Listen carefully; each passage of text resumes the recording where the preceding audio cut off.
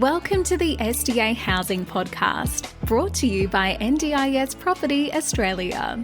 Before starting this episode, we need to provide a general disclaimer. Information contained in this podcast is general in nature only. It does not take into account the objectives, financial situation, or needs of any particular person. You need to consider your financial situation and needs before making any decisions based on the information in this podcast. And you should consider seeking independent and professional advice for your personal circumstances. All right, let's begin.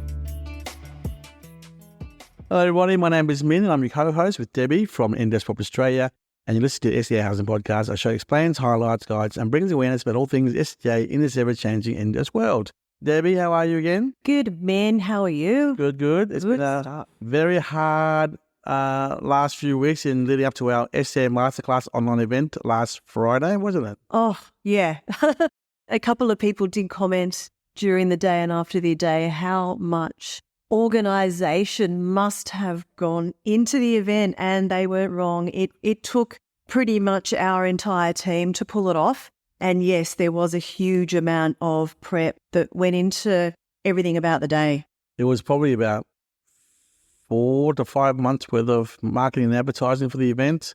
20 staff on the day running around, managing all the rooms as moderators and as speakers as well. Ensuring that all the guest speakers, I think 25 or 23 guest speakers were ready for the event on Zoom.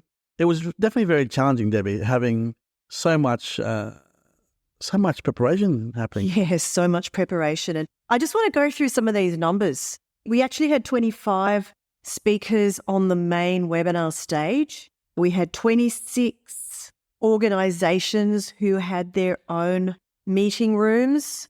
NDIS Property Australia, we had 4 separate meeting rooms. In total, we had 74 individual meeting sessions operating on the day. Between 9 and 5 p.m, right? Yeah. While also having a main stage of every 15 to 17 minutes back-to-back for the whole day as well, of all the speakers. Yeah. So yes, it was an immense amount of preparation, not the least being which just figuring out how we could get Zoom to do all of this. And how we could, just our own staff who weren't particularly familiar with using Zoom other than just joining a meeting, actually teaching them how to set up meetings and manage them and organise attendees and recordings and all of that side of it. Debbie, do you think we actually achieved what we want to achieve in all the preparation leading up towards this event? Look, I think it definitely spread the awareness. We had about 200 people actually logged in to the main stage on the day. We're still kind of computing the figures for the individual meeting rooms. We had 720 registered for the event all day, of which we knew that it wasn't going to be a 100% show-up rate.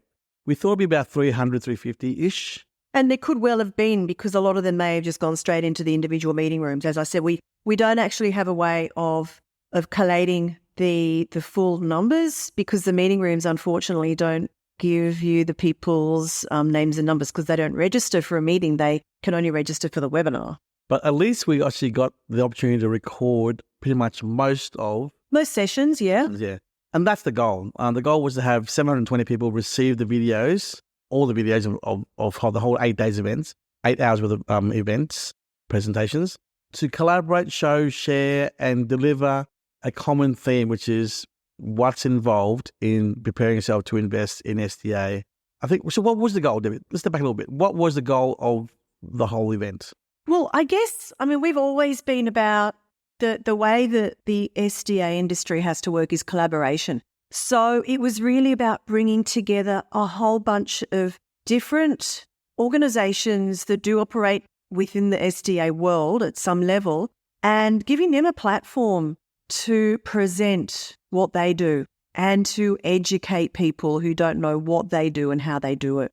And I think that's very much what we did achieve. You know, it was no financial benefit to anyone, but it was certainly brand recognition and allowing these different organisations to have a space where anyone could jump on the meeting room with them and actually have a conversation with them, get to know them.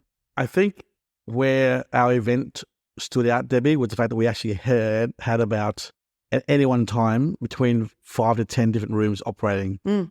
And it allowed attendees to jump back and forth if they wanted to. Yeah. And that is the biggest difference to any other event I've been to online, where, again, as an SDA event, you only have one speaker back to back for 4 hours. Actually, Debbie, I've been to a few of the different summits online the last few years. They've always been for 5 hours, and they have about their 15 to 18 kind of speakers for their 5-hour event. But you had to listen to all these speakers one by one. You couldn't chop and choose. And the great thing with our event was the many speakers we had, they had multiple Sessions throughout the whole day. Yep. And it gave the attendees the choice to who they wanted to listen to and go back and forth to. That was a benefit of what it was. And it's also free too. It was free to attend, and we get to record all the people to present, and we get to share the information. That's what it's all about, open source information. Yeah, completely. And, I think having all of this in the one place with so many different stakeholders here, from builders, developers, SDA providers, SIL providers, designers, SDA assessors, lenders, you name it, they were there. And everyone brought their own special skills and knowledge to the table, and were able to share that on the day. And the fact that whilst, yes, there might have been 4 or 5 or 6 or more sessions running concurrently, because they were recorded, the whole point is that the people who registered for this event will all get copies of everyone's recordings at the end of the day. So doesn't matter that they missed out on someone speaking because they also really wanted to join someone else who was on at the same time. Debbie, what sessions did you hold for the day? I ran a few in my own room, couple of sessions on SDA data. A brief version of the webinar we actually ran a couple of months ago, myself and Lenore. Josh also did a couple of presentations in my room on SDA 101 and with Rania on the stock. But I also had a couple of other rooms open. One of them was with Capital Claims, who are tax depreciation specialists. And of course, I had Brighter Living. Brad and Marzia was also joining him on both of those sessions to talk about what Brighter Living Australia do from an SDA provider perspective. I think it was really good for some of our staff like Lenore and Denise and Maddie and Courtney to step up and present in their own way their relevant topics, being respite, procurement services, feasibility work on project developments, and also data research. It's good for our attendees and other speakers to see the rest of our team who are actually active in the SDA world, to see another side of our team here, yeah. Yeah, for sure. And to understand the kind of different levels of knowledge and the breadth of knowledge, I guess, that we've got here in our team. Because we have a lot of stuff going on when we've got running 6 different brands, or 5 brands under the sort of NDIS housing banner, if you like. There's a lot of different areas to specialise in.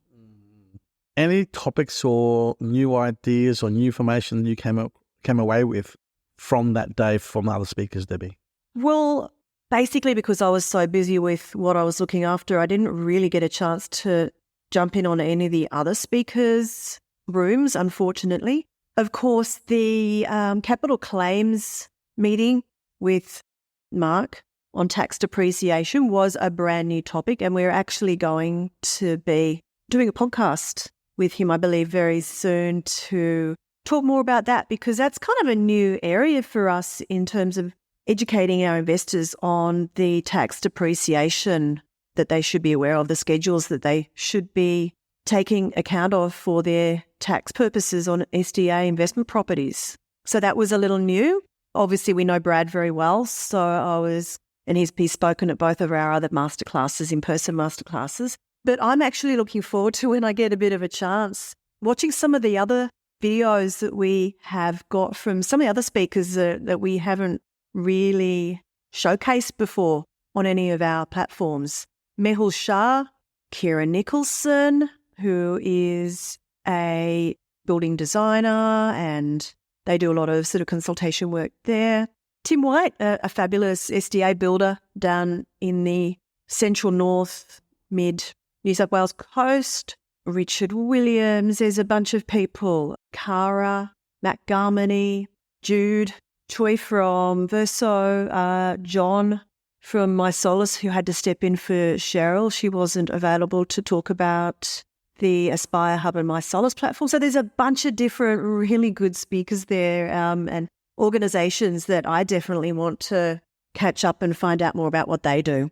Debbie, one of our speakers, she couldn't log in. That was Kim Johnston from Inclusive Living. Yeah. For those people who wanted to hear her talk, what we're going to do is get her to do We're going to re-record it. She had serious tech issues on the day, even though she'd done a test run the day before and everything was fine. We might get her to do a private one-on-one video Zoom recording and then throw that into our edited recordings so that everyone who has access to the registration of videos to be able to click into that and watch it directly by themselves if necessary. Yeah. So, look, there were a few technical issues on the day, as I'm sure anyone would understand is going to happen with this many people, this many Zoom rooms, things just like being unable to share presentations or internet issues or computer issues. So, there were a few glitches, but I think overall things went amazingly well.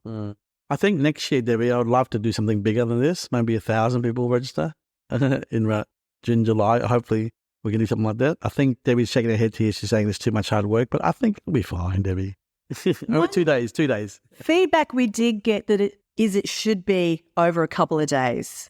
And I think that is definitely what we would do if we were to do something like this again. Maybe have the webinar on one day and then hold the meetings, especially if we have more speakers, maybe hold the meetings also over 2 days. So potentially be a 3-day thing. Yeah, okay. Well, let's look into it then. Let's look into it. Yeah, so, but with all the videos we recorded, we can actually put them on our YouTube channel as well. And also linked on our website under the video section so that if anyone... Yeah, we need to sort of work out whether we're going to be doing that with the individual presenters at the moment. But sure. Yeah, look, it's certainly a lot of content and a lot of very valuable information for people to be able to access. And so if you were one of the people that did tune in, thank you very much. If you were one of the people that registered, keep your eyes posted for the email with all of the links if you haven't already received it by the time you listen to this. So, and all in all, a lot of hard work. Our team put in a fantastic effort to pull this all off. So I want to thank the team at NDIS Property Australia for everything they did, as well as all of our presenters and speakers for dedicating some hours, in some cases all of their day, to be with us. Debbie, thank you so much for your time. We look forward to next year's event. See you later. Bye-bye. Bye. We hope you enjoyed this episode. Please make sure you are subscribed and following us so you can keep in the loop with all of our upcoming episodes. We would really appreciate it if you could leave us a 5-star rating, a written review, and to share this podcast with those that could benefit. Until next time, catch you on the next episode.